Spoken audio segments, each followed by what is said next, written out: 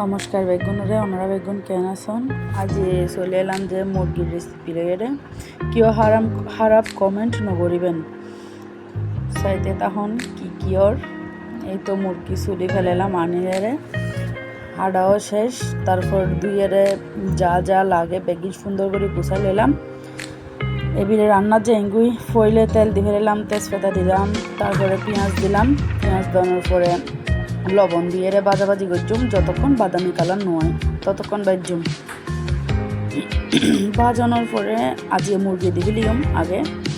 মুরগি আগে ভাজিলি এভাবে কিন্তু মাংস মানে শক্ত তাহে বাইতো না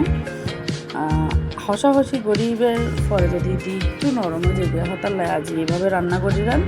তারপর কাঁচামরিচ টমেটো দিয়ে ফেলাম কতক্ষণ ভাজিলাম ভাজানোর পরে গরম মশলা দিলাম আমি গোড়া গরম মশলা খাই গুঁড়ি না হয় আনতে ভালো না লাগে তো আদা রসুন দিলাম আদা রসুন দেওয়ার পরে আর একটু ভাজিলাম ভাজানোর পরে তারপরে দিন যে কতক্ষণ পরে মশলাই তো মশলা দিলাম যা যা লাগে তা আর কি অন্যরা তো বেগুন জানান আমি তো একটা শিখাতাম নোয়াই একটু দেখায় না কীভাবে রান্না করিলাম হসায় রাজি শুধু হসাহসি চলে বোধ হয় তারপরে দিলাম আলু দনোর পর কিনি করে ফানে দিলাম দনোর পর হসাহসি আজি একটু বেশি করি তারপরে ঢাকনা দিলাম ঢাকনা দনোর পরে তো হসাহসি প্রায় শেষের দিকে তো ফানে দিবের ফালা